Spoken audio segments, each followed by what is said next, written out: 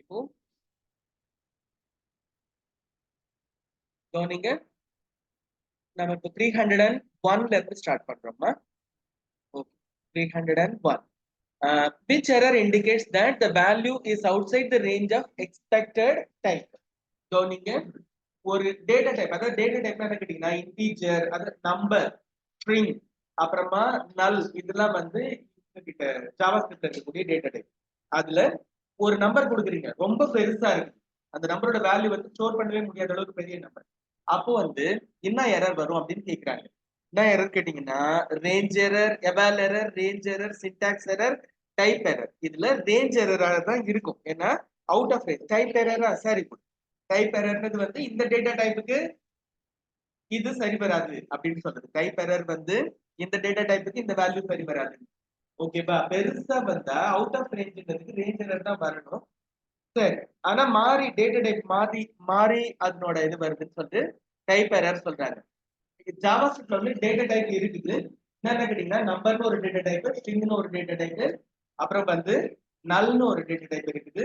அப்புறமா வந்து ஆப்ஜெக்ட், அந்த ஆப்ஜெக்ட் கிரியேட் பண்ணிருக்காங்க ஒரு டேட்டா டைப். சரியா, நம்ம அதெல்லாம் தேடி வரும்போது பாத்துக்கலாம். எம்சிக்யூல கேட்டாங்கன்னா பாத்து.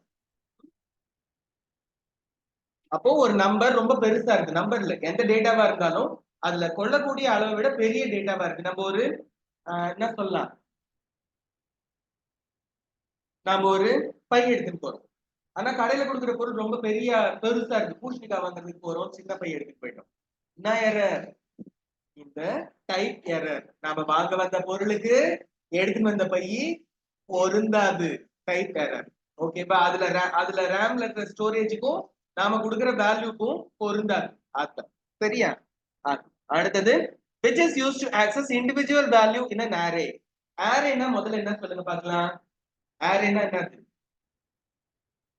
இவங்கெல்லாம் array workன்னு ஒண்ணு சொல்றாங்களே, ஆரியா ஒர்க் இல்லம்மா, ஆரியா அப்புறம் த்ரிஷா, நயன்தாரா அந்த பேர்லாம் இல்ல.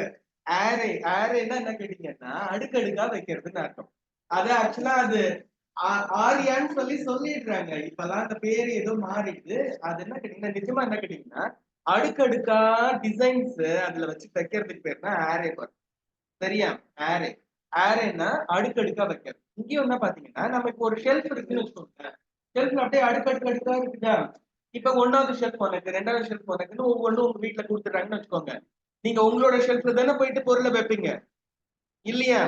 அதேதான் ஆரேன்றது. ஆரேன்றது என்ன கேட்டீங்கன்னா அதோட இண்டெக்ஸ் நம்பரை நம்ம இண்டெக்ஸ் சொல்றோம்.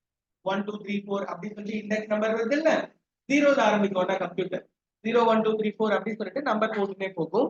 இண்டெக்ஸ் வழியா ஆரம்பிக்கலாம். கண்டென்ட் நம்பர், எலமெண்ட் நம்பர்ன்றது கரெக்ட். இண்டெக்ஸ் நம்பருக்கு இன்னொரு பேர் தான் அவங்க எலமெண்ட் நம்பர்னு சொல்றாங்க. எலமெண்ட் நம்பர் இன்னொரு பேரு இண்டெக்ஸ் நம்பர். இண்டெக்ஸ்னு சொன்னாலும் எலமெண்ட் நம்பர்னு சொன்னாலும் ஒண்ணுதான்.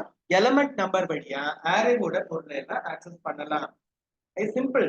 நான் கோயிலுக்கு எல்லாம் போறோம்னு வச்சுக்கோங்க, என்ன பண்றாங்க, செப்பலை வாங்கி ஒரு சின்ன சின்ன சின்ன சின்ன சேம்பருக்குள்ள வைக்கிறாங்கல்ல, ஒண்ணு அதுக்கு பேர் தான் ஆரே. அதுல ஒரு நம்பர் போட்டு ஒரு டோக்கன் தருவாங்க, அந்த நம்பரை திரும்ப கொடுத்தோம்னா நம்மளோட செப்பல் எடுத்து கொடுப்பாங்க தானே. அதே தான் கம்ப்யூட்டர்லயும். ஆனா நிஜ உலகத்துல இருக்கிற டப்பாவுக்கு பதிலா அது ரேம்லயே இந்த டப்பாவை கிரியேட் பண்ணி வைக்கும். இதுனாது லொகேஷன்ல இருக்கிறத எடுத்து கொடுன்னு கேட்டா எடுத்து கொடு. சரியா? ஓகேப்பா, நகர்த்தலாமா? சரி, அப்ப வந்து ஆரேவோட நம்பரை நம்ம எப்படி ஆக்சஸ் பண்ணலாம்? எலமெண்ட் நம்பர் யூஸ் பண்ணி ஆக்சஸ் பண்ணலாம். எது யூஸ் பண்ணி ஆக்சஸ் பண்ணலாம்? Element number. நோட்டுடுவ, எலமெண்ட் நம்பர். நோட்டுடுவ, எலமெண்ட் நம்பர். சரி, அடுத்து, what is the purpose of length property in an array? லெங்க்னா மேக்ஸிமம் எத்தனை எலிமெண்ட் இதுல இருக்கு. ஒரு அரே இருக்குன்னா அதுல மேக்ஸிமம் நம்பர் என்னது, அது சொல்றது தான் length property. returns number of array elements, returns number of characters, returns number of fields in an object array, returns number of highest array index. அதுதான் லெங்த். அது அரே இண்டெக்ஸ்ல மேக்ஸிமம் வேல்யூ என்ன இருக்கலாமோ அதுதான் சொல்லுது. ஆனா நம்பர் ஆஃப் அரே எலிமெண்ட்ஸ்னு சொல்றாங்களா, சரி போனா போகுது. எப்ப நமக்கு 2 மார்க் கொடுக்குறவங்க எது சொன்னாலும் பதில் பேசாம நம்ம அதை ஒத்துக்கணும். அதனால நம்பர் ஆஃப் அரே எலிமெண்ட்ஸ்னு சொல்லிடும். ஓகேவா? எப்படின்னா அரே இப்ப நம்ம ஒரு அரேல 30 இடம் இருக்குது. இவங்க சொல்றது நம்பர் ஆஃப் அரே எலமெண்ட்ஸ்னா, இப்ப நம்ம கோயிலுக்கு போறோம்னு வச்சுங்களேன், அதுல ஒரு 50 டப்பா இருக்குது. 30 தான் ஃபில்அப் ஆகி இருக்குதுன்னா number of elements in array 30. ஆனா அதோட ஹையஸ்ட் இண்டெக்ஸ் என்னது 50. புரியுதா? ஹையஸ்ட் இண்டெக்ஸ் தான் சொல்லணும் லெங்க்த்ன்றது. ஓகேவா? ஆனா நம்பர் ஆஃப் அரே எலிமெண்ட்ஸ்னு சொல்றாங்க. நமக்கு அதை பத்தி என்ன கிடைக்குது? 2 மார்க் கொடுக்குறவங்க சொல்றதுதான் நமக்கு கரெக்டானது. அதனால returns number of array elements. எத்தனை எலிமெண்ட் இருக்குன்னு சொல்லிட்டு கவுண்ட் பண்ணி சொல்லிடும்னு சொல்றாங்க. அதே நாம சரியா? லெங்க். அடுத்தது which method joins all array elements into string with specified separator.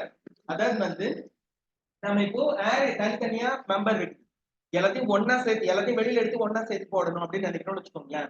என்ன பண்ணலாம்? ஒன்னா சேர்க்கலாம். ஆனா ஒவ்வொன்றையும் தனித்தனி கவர்ல போட்டு அப்படியே ஒன்னா சேர்த்து கும்பலா வச்சுட்டோம்னா அவங்கவுங்க போட்டிருக்கிறது ஏன்னா ஒரு 3 செப்பல் 4 செப்பல் கூட ஒரே எதுக்குள்ள போட்டிருப்பாங்க. எடுத்து ஒன்னா சேர்க்கும் போது தனித்தனியா ஒரு கவர்ல போட்டு போட்டுடலாம்ல. அதுக்கு பேரு ஸ்லைசிங். அதுக்கு என்ன பேரு? Slicing. Join, pop and push to string. Join ஜாயின்னு சொல்றாங்க, ஸ்லைஸ்னு சொல்லலாம். ஸ்லைஸ்ன்றது வந்து இவங்க அநேகமா இதுல பைத்தான்ல வந்து ஸ்லைஸ்னு சொல்றாங்க. இங்க வந்து நம்ம ஜாயின்னு சொல்றோம். ஓகேவா? புஷ் பாப் இது ரெண்டும் தான். புஷ்னா உள்ள கொண்டு போய் வைக்கிறது, பாப்னா வெளியில தள்ளி விடுறது. Push pop. ஓகேவா? உள்ள வைக்கிறது, வெளியில எடுத்து போடுறது. பாப்கார்ன் என்னது? உள்ள இருந்து வெடிச்சு வெளியில வந்துருது இல்ல, அதுதான் பாப்கார்ன். ஓகேவா? அதுக்கு அடுத்து டூ ஸ்ட்ரிங்கிறது வந்து ஸ்ட்ரிங்கா மாத்துறதுக்கு அது நம்ம கணக்கு கிடையாது. ஜாயின். ஜாயின் வழியா நம்ம என்ன செய்யலாம்? அரே எலிமெண்ட்ஸ் எல்லாம் ஒரு கமாவோ இல்ல ஏதாவது ஒரு செப்பரேட்டர் கொடுத்து ஒன்னா சேர்த்துடலாம். ஓகேவா? என்ன ஃபங்க்ஷன் யூஸ் பண்ணணும்? ஜாயின். அரே எலிமெண்ட்ஸ் சேர்க்கிறதுக்கு நம்ம என்ன ஃபங்க்ஷன் யூஸ் பண்ணலாம்? ஜாயின். நோட் தடவை ஜாயின். நோட் தடவை ஜாயின். இதுக்கு இன்னொரு பேரும் இருக்கு, ஸ்லைசிங்னு சொல்றாங்க. ஸ்லைசிங். SPLICING. ஆனா இங்க நம்ம ஜாவாஸ்கிரிப்ட்ல அந்த பேரை பார்க்க போறது இல்லை. இது எதிர்காலத்துல வரும். ஸ்லைஸ் பண்றது வந்து நம்ம வேற லாங்குவேஜ் வரும்போது பார்த்து. சரியா? அடுத்தது which method remove last element from an array. கவனிங்க, உள்ளே வெளியே வைக்கிறது எடுக்கிறது. Push pop. புஷ்னா உள்ள வை, பாப்னா வெளியில. ஓகேவா? இங்க லாஸ்ட் எலிமெண்ட்டை தூக்குறதுக்கு அப்ப என்ன சொல்லணும் நாம? பாப். லாஸ்ட் எலிமெண்ட் எடுக்கிறதுனா பாப். ஓகேவா? பாப்கார்ன் ஞாபகம் வச்சுக்கோங்க. டப டபன்னு வெளியில வந்து உளுந்துருது இல்ல, அதுதான் பாப். ஓகேவா? லாஸ்ட் எலிமெண்ட் வெளியில எடுக்கணும்னா நம்ம என்ன மெத்தட் யூஸ் பண்ணணும்? பாப். புஷ்னா கொண்டு போய் வைக்கிறது, லாஸ்ட்ல கொண்டு போய் வைக்கணும்னா புஷ். நம்ம இப்போ உங்ககிட்ட ஒரு 10 புக்கு கொடுத்துருக்காங்க, கொடுத்துட்டு ஒரு புக் எடுக்கணும்னா என்ன பண்ணுவேன்? மேல இருந்து தானே எடுப்பேன், அது பேரு பாப். ஓகேவா? 11வது ஒரு புக் உங்க கையில கொடுத்து இதை கொண்டு போய் பைனா எங்க கொண்டு போய் வைப்பேன்? மேல தானே வைப்பேன், அது பேரு புஷ். ஓகேவா? மேல வச்சா புஷ், மேல இருக்கிறத எழுதா பாப். ஓகேவா? சரி. which method is used to add new element to an array. array குள்ளால புதுசா நம்ம ஒரு எலிமெண்ட் ஆட் பண்ணோம், எக்ஸ்ட்ராவா சேர்க்கணும் அப்படின்னு நினைச்சா எப்படி சேர்க்கலாம் கேக்குறாங்க. நம்ம இப்ப சொன்னோம்ல, லாஸ்டா கொண்டு போய் வையின்னு சொன்னா என்ன பண்ணுவேன்? புஷ். புதுசா சேர்த்தா புஷ், இருக்கிறத எடுத்தா பாப். ஓகேவா?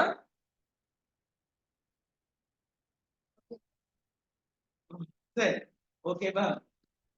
உள்ள கொண்டு வந்து புது எலிமெண்ட் வச்சா புஷ், இருக்கிறத எடுத்தோம்னா பாப். ரைட்டா? சரி. அரேக்குள்ள எலிமெண்ட் வச்சா அதை நம்ம என்ன சொல்றோம் சொல்லுங்க பார்க்கலாம்? புஷ். அரே எலிமெண்ட் வெளியில எடுத்தா என்ன சொல்றோம்? லாஸ்ட் எலிமெண்ட் எடுத்தா பாப். Push pop. இந்த ரெண்டும் கரெக்ட்டா ஞாபகம். Push pop. அடுத்து which method removes first element, first array element. கவனிப்பீங்களா? லாஸ்ட் எலிமெண்ட் எடுத்தா பாப்னு சொன்னோம், ஃபர்ஸ்ட் எலிமெண்ட் எடுத்தா shift. ஃபர்ஸ்ட் எலிமெண்ட் எடுத்தா shift. அதாவது எப்படின்னா முதல் புக் மேல இருக்கிற புக் எடுக்க கூடாது, எல்லாத்துக்கும் அடியில இருக்கிற புக் இப்படி உருகி எடுக்கணும்னு வச்சுக்கோங்க, அதுக்கு பேரு ஷிஃப்ட். அதுக்கு என்ன பேரு? ஷிஃப்ட். ஓகேவா? பாப்புக்கு ஆப்போசிட் ஷிஃப்ட். பாப் வந்து மேல எடுக்கிறது, ஷிஃப்ட் வந்து கீழே இருந்து. ஷிஃப்ட்னா கீழே இருந்து. First element.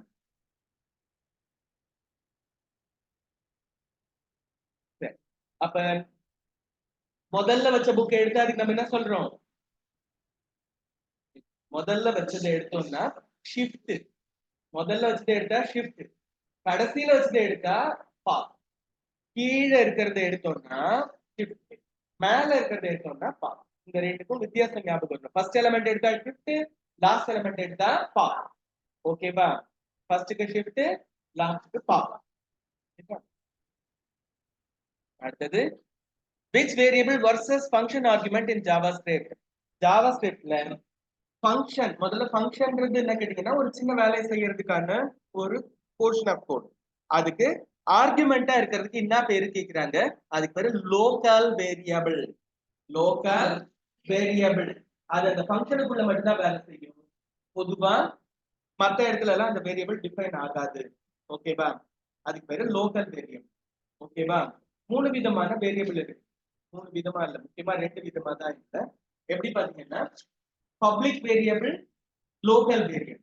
Public variable, local variable. Public வந்து இங்க குளோபல்னு சொல்றாங்க. Global, global variable, local variable.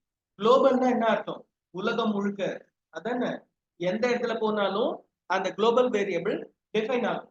இப்ப நீங்க கடகடங்க வந்து நரேந்திர மோடி அப்படி சொன்னீங்கன்னா என்ன ஆகும்? உலகத்துல யாருக்கு சொன்னாலும் ஓரளவுக்கு பேர் தெரியும் இல்லையா? Global personality. கடகடன் போயிட்டு லக்ஷ்மி அப்படின்னு சொன்னேன்னா எல்லாருக்கும் உடனே எங்களுக்கு தெரியும் எங்களுக்கு தெரியும்னு வருவாங்களா? யாரு என்னன்னே நம்மளுக்கு தெரியாது இல்ல. அது வந்து லோக்கல். நாமெல்லாம் சாமி பேரா இருந்தாலும், அதாவது நாமெல்லாம் லோக்கல். ஒரு சில பேர் குளோபல். அந்த மாதிரி வேரியபிள்ல ஒரு சிலது ஃபங்க்ஷனுக்குள்ள மட்டும்தான் டிஃபைன் ஆகி இருக்கும். உங்க வீட்டுக்குள்ள போய் லட்சுமின்னு சொன்னா தெரியும், உங்க ஏரியால போயிட்டு லட்சுமின்னு சொன்னா தெரியும். நாமெல்லாம் லோக்கல் இல்லையா? ஆனா எல்லா இடத்துலயும் தெரியறவங்க பெரிய ஆளுங்க, அவங்க எல்லாம் குளோபல். அந்த மாதிரி வேரியபிள்லயும் பாத்தீங்கன்னா ஒரு ஃபங்க்ஷனுக்குள்ள மட்டும் ஒர்க் ஆகிறதுக்கு பேர் நம்ம என்ன சொன்னோம்? Local variable. அதே வந்து எல்லா இடத்துலயும் டிஃபைன் ஆகி இருக்கிறது குளோபல் வேரியபிள். சரியா? அதுக்கு அடுத்தது which variable declared outside a function in JavaScript. இப்ப நாம குளோபலுக்கு வந்துட்டோம். ஓகேவா? இவர் என்ன கேட்டீங்கன்னா எந்த ஃபங்க்ஷனுக்கும் கட்டுப்படாதவர் என்னன்னு சொல்றோம்? Global variable. ஓகேவா? இவரு எந்த ஃபங்க்ஷனுக்குள்ளயும் அடங்க மாட்டாரு. அவருக்கு என்ன பேரு? Global variable. ஃபங்க்ஷனுக்குள்ள மட்டும் இருந்தா அது லோக்கல் வேரியபிள்.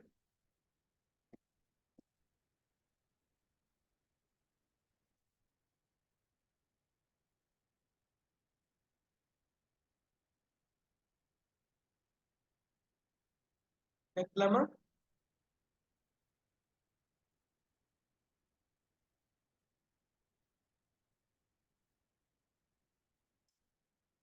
நாம ஒரு சில முக்கியமான வார்த்தை எல்லாம் கொஞ்சம் நல்லாவே ஞாபகம் வச்சுக்கணும். என்னன்னா புஷ்பா ரெண்டு இருக்கு, வைக்கிறது எடுக்கிறது. அதே மாதிரி ஷிஃப்ட்னு சொன்னா லாஸ்ட், அதாவது முதல்ல வச்ச எலிமெண்ட் எடுக்கிறது, கீழே இருந்து எடுக்கிறது. ஃபர்ஸ்ட் எலிமெண்ட் எடுத்தா ஷிஃப்ட். சரியா? அதுக்கப்புறமா வந்து இங்க வந்து லோக்கல் குளோபல். ஒரு குறிப்பிட்ட ஃபங்க்ஷனுக்குள்ள மட்டும் அந்த வேரியபிளை நம்ம யூஸ் பண்ணலாம்னா அது லோக்கல் வேரியபிள். எங்க வேணும்னா பயன்படுத்தலாம், எல்லா ஃபங்க்ஷன்லயும் பயன்படுத்தலாம் அப்படின்னா அது குளோபல் வேரியபிள். சரியா? Next which feature in JavaScript has properties and methods. கவனிப்பீங்களா? ப்ராப்பர்ட்டி மெத்தட் அப்படின்னு சொன்னா ஒன்றும் இல்ல, வேரியபிள் ஃபங்க்ஷன் இந்த ரெண்டையும் கிளாஸுக்குள்ள கொண்டு போயிட்டா, கிளாஸ் அல்லது ஆப்ஜெக்ட் உள்ள இருக்குன்னா அதோட பேர் நம்ம என்ன மாத்திடுறோம்? வேரியபிளோட பேரை ப்ராப்பர்ட்டி மாத்திடுறோம், ஃபங்க்ஷனோட பேரை மெத்தட்னு மாத்திடுறோம். சரியா? Array, function, object, control. இதுல ஆப்ஜெக்ட் கரெக்ட்.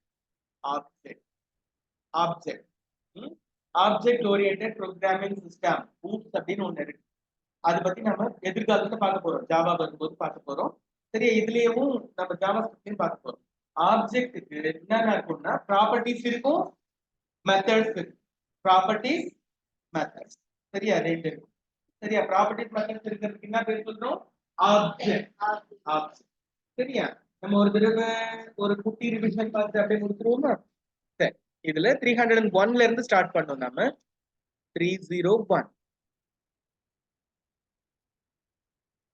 ஃபர்ஸ்ட் வந்து ஒரு அரே எலிமெண்ட் நம்ம எப்படி ஆக்சஸ் பண்ணலாம்? எலிமெண்ட் நம்பர் வழியா ஆக்சஸ் பண்ணலாம். அதுக்கு இன்னொரு பேரு இண்டெக்ஸ். இதுல இண்டெக்ஸ்ல பேரை கொடுக்கலாம். அரேவை வந்து எலிமெண்ட் நம்பர் வழியா ஆக்சஸ் பண்ணலாம். அதுக்கப்புறமா லெங்த் ப்ராப்பர்ட்டி என்ன பண்ணும்? Number of elements, number of array elements கொடுக்கும். நம்பர் ஆஃப் அரே எலிமெண்ட் கொடுக்கிறது லெங்த் ப்ராப்பர்ட்டி. அடுத்தது எந்த மெத்தட் வந்து எல்லாத்தையும் ஜாயின் பண்ணும்? அரே எலிமெண்ட் எல்லாம் ஜாயின் பண்றதுக்கு என்ன இருக்குது கேட்டீங்கன்னா ஜாயின் அப்படின்னு இருக்கு. ஜாயின் பண்றதுக்கு ஜாயினே இருக்குது. அதுக்கப்புறமா ஒரு எலிமெண்ட் ரிமூவ் பண்றதுக்கு லாஸ்ட் எலிமெண்ட் ரிமூவ் பண்ணணும்னா பாப் பாப். அடுத்தது உள்ள வைக்கணும்னாக்கா நியூ எலிமெண்ட் ஆட் பண்ணணும்னா புஷ். சரியா? அதுக்கு அடுத்தது ஃபர்ஸ்ட் எலிமெண்ட் ரிமூவ் பண்ணணும்னா ஷிஃப்ட். ஃபர்ஸ்ட் எலிமெண்ட் ரிமூவ் பண்ணணும்னா ஷிஃப்ட். அடுத்தது எந்த வேரியபிள் வந்து ஃபங்க்ஷனுக்குள்ள மட்டும் டிஃபைன் ஆகும்னா லோக்கல் வேரியபிள். லோக்கல் வேரியபிள் ஃபங்க்ஷனுக்குள்ள மட்டும். எங்க வேணும்னா ஃபங்க்ஷனுக்கு வெளியில டிஃபைன் ஆகுற வேரியபிளுக்கு தான் பேரு குளோபல் வேரியபிள். ஓகேப்பா? இந்த வார்த்தை எல்லாம் கொஞ்சம் நம்ம ஞாபகம் வச்சு. சரியா?